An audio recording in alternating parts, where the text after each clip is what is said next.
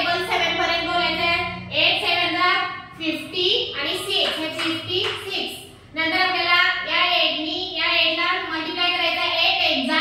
आता next word use करायचा आहे 64. इथं 4 ऍड करायचे.